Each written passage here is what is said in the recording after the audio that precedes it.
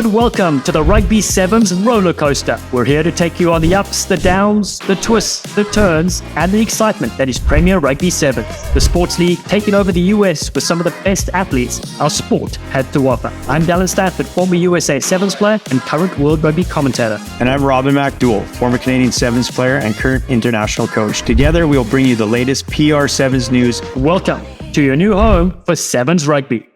They were not sure they were getting the win. It took a moment for the bench to react. The Retrievers had 19 straight points, but a dagger by Odendaal, and that will be the final. A 22-19. Ball comes out to the hands of Simon Atafa. Loonies getting a little loose with their play, but can they get in the try zone? Do we have ourselves another winner? And it is Gonzalez, the woman born right here in Minneapolis, Minnesota. Hello and welcome to episode 6 of the Rugby Sevens Rollercoaster, a North American-inspired podcast that focuses on the world of sevens, especially the Premier Rugby Sevens. We just witnessed a brilliant Western Conference kickoff event in Minneapolis, Minnesota, where TCO Stadium saw so many tight finishes it had us on the edge of our seats. Record high drama, high stakes, single elimination format, 5 hours entertainment, 2 winners crowned, with the women's Northern Loonies, coached by my co-host Robin, and the Rocky Mountain Experts men, both finals decided by just 3 points each. I love watching the TV broadcast, and if you will need to catch up on the scores and, of course, check out the action, go to the website pr7s.com and also the PR7s YouTube page. So many thrilling, exciting matches. All right, what an episode we have for you. Tournament review from Minnesota. We talk with both the women's player of the tournament, Renee Gonzalez, and the men's player of the tournament, Jacques Odendaal. But first, Robin, congratulations. A strong opening Western Conference event. Has your heart recovered? My heart's recovered, but not my sleep. It was obviously a big build-up on the road with the PR7's ID. And, for every coach, we're forming at the start of the week, forming, and trying to put our recipes together in that heat in Minnesota, and then obviously rolling the dice as we get out there. And for us, this weekend really had it all. It was a roller coaster. We delayed kickoff with storms, Dallen. It was all happening. Didn't know if we were actually going to play fully. Didn't know if games would get pushed into late night or what happened. And then the skies opened up and it all happened. We won the whole tournament with a local Minnesota girl that plays for Canada. She was a late call up due to an injury. Disney finished there, and then meeting the Golden State Retrievers on debut, Kelly Griffin, our former head coach of the Loonies, who I've had the pleasure and honor of working with the last few years, and one of my great friends. Meeting her in the final, and I was like most Sevens coaches, smoking on the sideline with the stress, but the second we won, it was relief, it was joy for my players, and of course, as always, I race over to shake hands and give hugs to the opposing coach, win or lose, and a little gutted for Griff. It's just the heart of the game. The PR7s, like the World Series, you become a traveling family, and I was heartbroken for the teams that, we all put in the same amount of effort, and it's a bounce of a ball as we've seen again on Saturday. Such a tense finish. As you said, could have gone either way. In fact, there were so many moments you're like, okay, this team's going to win it. And then all of a sudden it changed on the last moment of the game in both finals. All right, let's review some of the action, of course. We know it's high stakes, high drama, knockout rugby. So let's talk about the first women's games, right? 4 women's teams in the Western Conference. Starting with the semifinals, Ruby 2 inspired the Golden State Retrievers to victory. They won 22-19 against the Rhinos ex-Loggerheads. And then your Loonies just survived 12 points to 10 against the Rocky Mountain Experts in the second semifinal. Your thoughts on those opening games? Yeah, again, it was like, the high stakes. I mean, CEO Owen Scannell wanting to have a semifinal final. I mean, it's definitely up the intensity, up the drama, and up the standard. For me, finally got one over on Irene. Irene's beat me at the international level, at the PR7s level a number of times. She's a great coach alongside Roz. So we were lucky enough to be on the front side of that game. And then, we knew it would be a barn burner against Ruby Tui and Kelly Griffin's well-coached side. And which other players stood out in those opening games to you? Yeah, so for the Rocky Mountain Experts, former Looney, Spiff Cedric, she was consistent, super fit. You can see why why she was a big piece of that USA team that pre-qualified for the Olympics. Summer Harris-Jones was one of the leading try scorers, if not the leading try scorer. She was unstoppable every touch of the ball. She burned us a couple times. And then for the loggerheads, Canadian Karina Gaudo, that's been down training at the Rhino Academy over the winter. She's fit. She's on form. She was carving. And Eunice Bessie, the Fijian flyer, was unstoppable. For the retrievers, of course, Captain Ruby Tui, all over the field. Unstoppable, hair flying. And then the Brazilian Rafaela Zenelato, she caught us inside in the first half of the cup final and just dominated. With our Loonies, I was really impressed by the silent sniper Sativa Tauro Pahikuru, our lone Kiwi. She's worked super hard over the winter in Missouri. Not a lot of rugby, just training on her own, and she moved the ball as well. And then of course Alev Kelter, she was just unstoppable. So to have our original captain back into the Loonies after going to World Cups and Olympics was unbelievable, and excited to have her back in the team.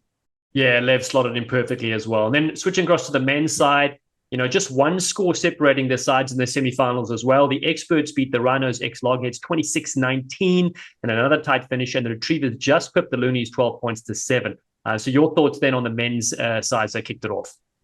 Yeah, the men's was just as stressful to watch and just as exciting. The Experts, who was recently on the pod, Corey Jones, on form, at the heart of everything. Such a consistent side. Again, the coaches Emil and JK have been together. They've won three comps in the last year, so that was great.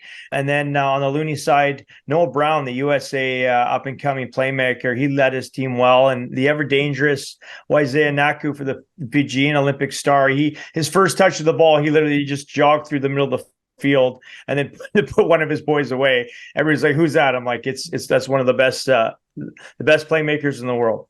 Yeah, we're seeing Thungu so dangerous, so electric. It's amazing pickup from Richie Walker and the PR Sevens to have him playing here and showing us his stuff.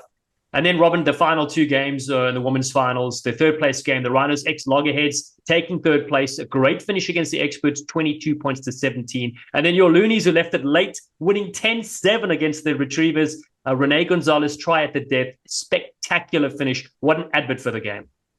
Yeah, we couldn't have wrote a better script. The hometown girl scoring in front of her friends and family. Dallen, I didn't know that Minneapolis was home of Loonies, and so we had people out, T-shirts, jerseys. Year 3, it was nice to feel like that home ice advantage, as we say in Canada. Everybody repping the Loonies, and Renee in extra time to score was a massive result for these women. Yes, so great. And then the men's final, the Loonies won 19-7 in the third place against the Rhinos ex-Loggerheads. The tournament winners, the Experts, against the Retrievers, thanks to a 22 points 19 last second try. Jacques Odendaal going the distance as well. Another thrilling finish again. And you can't write this. Yeah, I was really happy for Jacques, who's featured on this episode. But I'll tell you what, he was the first on the field for his team every session. He was the last off the field for his team, working on his kicking, working on just the little stuff. The guy he took his opportunity and didn't take it for granted. And the Experts, I mean, they have a winning recipe, and credit to their coaches and to the core of their team that they stick with coming out of the NAV program. That's right. So quickly to touch on the teams of the tournament, on the men's side of things, Dan Norton, the record try scorer on the HSBC World Rugby Sevens series. Great to see him strut his stuff. Corey Jones was in that team as well. Taryn Meek, Jacques Odendaal, who you mentioned. Peter Sear Jr. had another great tournament. Noah Brown and Wasia Nothungu. For me, I thought for the Golden State Retrievers, who was fantastic, was Tyanosa. He really was a special player. Didn't quite make the selection, but still brilliant. And then the women's side of things, you mentioned some of the names already. Zenelato, you mentioned. Sue Adagoki was excellent. Caroline Crossley, you mentioned Lev Kelter, Gonzalez, Besse, hard to stop, and our favorite Ruby Tui as well. But one thing I do want to hone on, Corey Jones, he was wearing Gio Veneer's name on his back during the tournament. Such a beautiful gesture. As the local Texas rugby legend Gio Veneer, he sadly passed away this past month. So Corey wanted to shine a light on Gio and his family and the rugby community. I thought that was a really, really special touch. And again, what a classy person, Corey Jones. Yeah, Corey's always thinking bigger than the game, and he's using the PR Sevens platform as a way to show his love. And we're sending our best wishes to his family that lost him. Yeah, thinking of them for sure, you know. So let's look ahead though to the next event coming up. The Western Conference Finals happens at PayPal Park in San Jose, California, July 15. What can we expect, Robin? Yeah, it'll be exciting. So whoever didn't meet each other in the Western kickoffs, and then obviously in a few weeks after that, the Eastern kickoffs will play each other. So I know our team's looking forward to playing the loggerheads, so we'll have our hands full with them, hot off the rebound. But the way it works, Dallen, is the first round for both the East and the West, they get 13 points for first place, 6 points for second place, 3 points for third place, and 1 point for fourth place. Even if you finish last place this weekend, you could still, with a calculator, you can still go through to the championship round in DC after that. So for the second round, it's 19 points for number one, 11 points for the second place, 5 points for third, and 2 points for fourth. So in our situation, for example, because we finished first and got 13 points, we essentially have to win one game to go through for sure. But we're like every team going to be ready for that. That's right. And that's the thing. It's do or die, right? You could drop that first game. So it's very tough and the finish is going to be very close. And it's the reminder for everybody, it's the top two in the West and top two in the East will go through to Washington, D.C. All right. We can't wait to see that upcoming action. We want to give a huge thanks to the hydration partner, Good Sport, the apparel provider, Samurai, and all the sensational staff at the PR Sevens. Time now for episode 6 of the Rugby Sevens roller coaster. It's Canadian international Renee Gonzalez and Sevens eel Jacques Odendaal. We hope you enjoy you sleek sensations. The Premier Rugby Sevens Western Kickoff event in Minnesota went off like a frog in a sock, with the Northern Loonies women's side winning the tournament 10 points to 7 in a thrilling last-second score against the Golden State Retrievers. We welcome player of the tournament, Canadian international and rock star Renee Gonzalez to the roller coaster. Welcome, Renee. Hi, yeah, thank you so much for having me on the podcast. And yeah, just happy to be here. Oh, brilliant. Well, let's get your thoughts straight away. The final dramatic finish. It was an unbelievable game. Can you talk us through the last minute or so? You were trailing 7 points to 5. What was going through your mind and how did that game finish for you? Yeah, the last couple minutes we were frantic, obviously hungry to get to the try zone and score the tries. So everyone was trying everything. It was really honestly a team effort, like everyone's leg drive, wrapping around the ball. I don't even think I was talking at this point because I was so exhausted, and I just made eye contact with 11. She passed me the ball, and yeah, so I was gassed at the end, so to say. But yeah, it was really unreal to think back when I watched it, and yeah, it's just a great moment for me, especially being at home. Yeah, I was going to say, you know, so what a homecoming. It's where you were born, right? So you go back there. I'm sure you had people that came to support you, but this game was also televised around the world internationally. And to be able to be in the right place at the right time and have that breakthrough and score the winning try, I mean, you must have been so ecstatic. Yeah, I was really, really happy, and everyone came and cheered me on. Yeah, I wasn't born there. I just grew up playing rugby there. So my whole family came and watched, which was really special. I hadn't played in Minnesota since high school. So it was a big moment for me. It was kind of like a full circle moment being there and getting to play with a home crowd and seeing all my friends and family there. Yeah, so brilliant. Now, of course, the follow-up question is, where are you going to get the Loonies tattoo on your body? We'll see after San Jose. I'll think about it. That's something I need to think about. People are saying inside the lip, but I don't know if I have the pain tolerance for that yet. So I don't know. Wow. Inside the lip. Okay. So that's a new one for Robin. So, because he did say he already has one tattoo, but I feel like if you keep winning, he needs to add a few more inks. Just keep adding some stars to the or exactly. More loons. The loon has a family. That's right. Exactly. And Robin, for you, 9 months on the road, preparing for this obviously first event in the series, first year as the head coach, what was going through your mind? I mean, standing on the sideline, you know, pulling your hair out. Well, the name of the podcast is a roller coaster, and I think all 8 games down there were roller coasters. But for me, it's just hoping your team will work the plan. At the end of the day, just going back to Renee, having her come in last minute, she was made available to us. in the last month or so, once the team was picked. And then she'd reached out, and having an opportunity to select a hometown girl. First time I saw Renee was watch her play live was in Naples at the World University Games. And the first touch of the ball, I was like, man, I'd love to work with that athlete. And for, just to see them smile, which was really our goal last weekend. But yeah, during the final, the second she got the ball, she found some space. She did what she does, and scored in injury time. Was amazing. I felt this huge sense of relief, exhaustion, and then genuinely just felt gutted for one of my best friends, which is Kelly Griffin. But massively, again, just happy to see our girls smile in the end. So great. And Renee, I want to touch on the thoughts of the elimination round. So you arrived there at your very first game. It's unlike the World Series, right?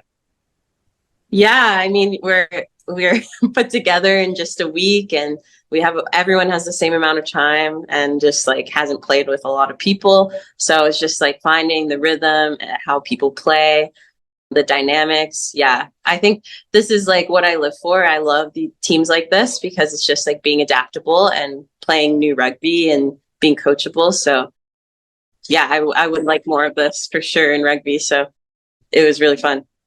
So great. And then Robin, for you, obviously this PR Sevens event, vital for rugby North America, especially your squad's mostly Canadian. I recognize a lot of the names that have played in the Sevens World Series before, and then you've got a lot of up and coming players. What was it like, for them, and having this competition, playing against Ruby too was outstanding, on the retriever side, played against a lot of other Olympians, including Lev Kelter on your side. She had a great final also. It was the ultimate Looney squad. We have so many personalities. It was kind of a full circle group.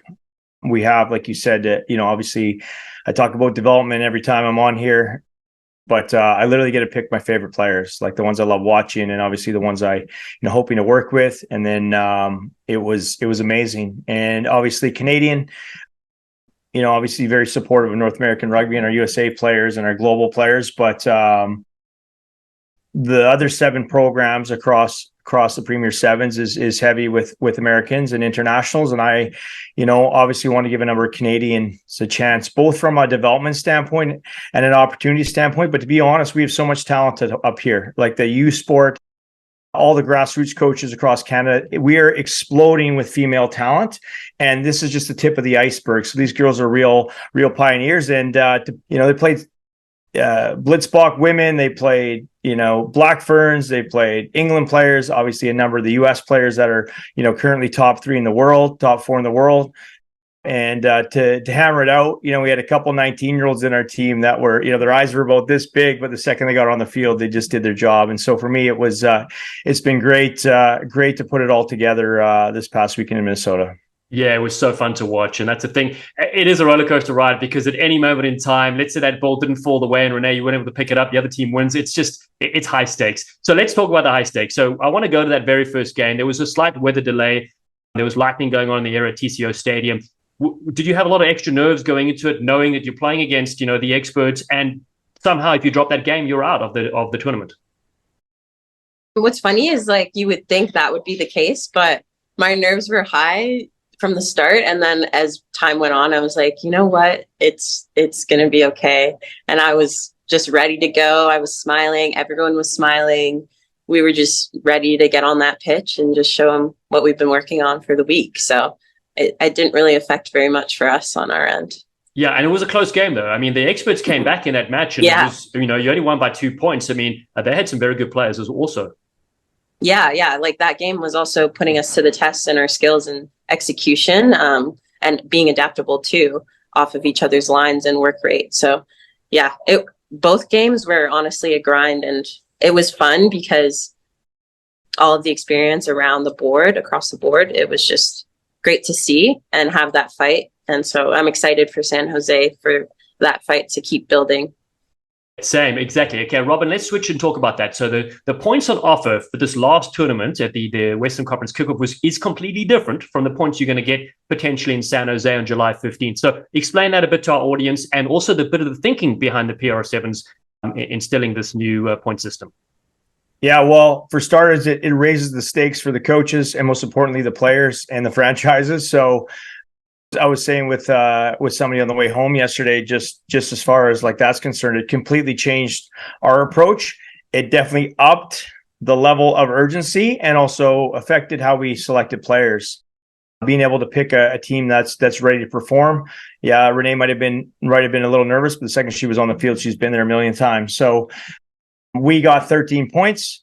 Fourth place team, I believe, got 1 point. So as far as it works out for the Loonies, we have the Western final shootout in 2 weeks in San Jose, California. And, I think how mathematically we got to win one game. Our goal is to win that competition, then win the next competition. But we've set ourselves up. And when the game ended, I ran over those girls and they were celebrating. And I said, I just got one thing to say. And I said 13 points because that's what we got. I said, thank you for those 13 points, girls, because they're gonna help us out. But it just raises the standard. Whereas last year, where there was no real, yes, there was a winner and there was losers. You have to win every game. And so what you saw was, I think last week, just looking at the Eastern Conference with 3 new franchises, there was bigger margins between those teams, some blowouts. And we knew the Western Conference, both on the men's side, the women's side, would be high standard. But I think every single game last week in Dallen was down to 1 or 2 points, all 8 games. So not too many coaches slept much last week, but we did try not to put the pressure on the girls. Just wanted them to work the system and trust themselves. And, they're fit, they're ready, and they got the job done. But just that sense of belief now that we have going into the next round should hopefully help us. Yes, exactly. And for those audience members tuning in as well, the interesting fact is you could technically finish last this past weekend and then win the next tournament and technically have enough points to go through to the championship. The top 2 in the West and top 2 in the East will go through. Renee, so what is your plan now? You've got just under 3 weeks to get ready for the next event. Let us know what your schedule looks like. Yeah, so I'm currently centralized with the Rugby Canada Sevens team. So we have training every day. We do mini scrimmages every week. So that's kind of my prep towards San Jose. And yeah, a majority of the girls will be similar to me as well. Great. Awesome. Okay. Well, before we let you both go, Robin, on your side, you did mention, of course, how close everything was. I mean, the other teams in the conference with you guys were very strong. The Rhinos, ex-Loggerheads, they lost their semi-final by 3 points to the Golden State Retrievers. And of course, you defeated the Experts by 2 points. It shows how close that is. You're going to do a lot of homework prepping, watching those games, right? Yeah, I've already done about 6 hours of it. We're ready to go for San Jose. Actually, on the Friday night before Saturday, I was in the hotel room with my assistant coach, Brett Canterberg, and I said, I was planning San Jose Friday night. And he's like, can we just get through tomorrow? And this was his first time coaching at this level. Can we just get through tomorrow? And I said, our job's done for tomorrow. It's the girls' job tomorrow. I'm already, my eyes are already on San Jose. But the Loggerheads obviously lost a couple nail biters. They'll come back stronger than ever. They've got a lot of firepower in that group. And I know Frankie will have them working, and there'll be a few changes as well, Dallen, to I think all 16 teams really across the East and the West. We've got a couple exciting additions rejoining us and joining us for the first time. But again, at this level with these stakes, you just got to take it one game at a time. Oh, it's so brilliant. Renee, also I want to thank you for coming on to the roller coaster. What a ride this past weekend, winning the Western Conference, a dramatic fashion, but the kickoff event, it was legendary, and congrats again on a fine performance.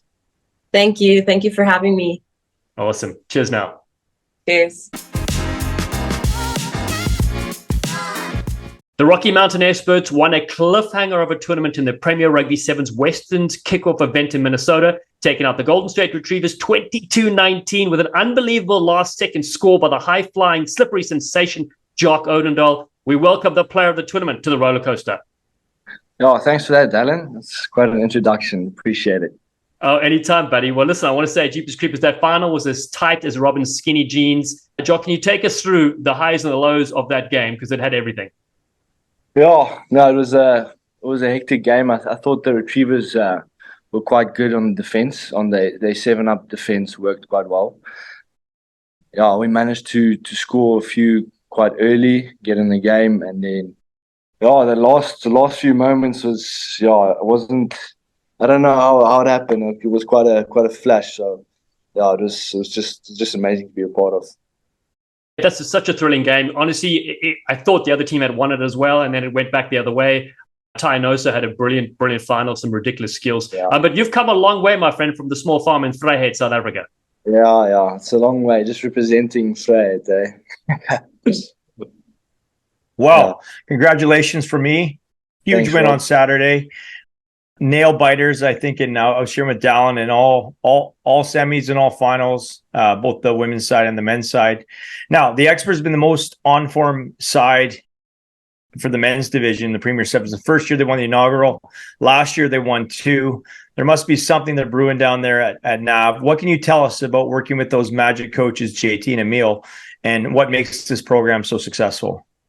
Yeah, I mean, since day one that I walked into that team, it's just you're just surrounded by a quality culture and a bunch of leaders like Maddie, Corey. Like, those guys are exceptional leaders in my eyes. And obviously, Madison Hughes there, also a great leader. And JK and Emil, at the end of the day, like, just constantly driving that environment and like just making the team come together. Like, they did that in a matter of 3 or 4 days.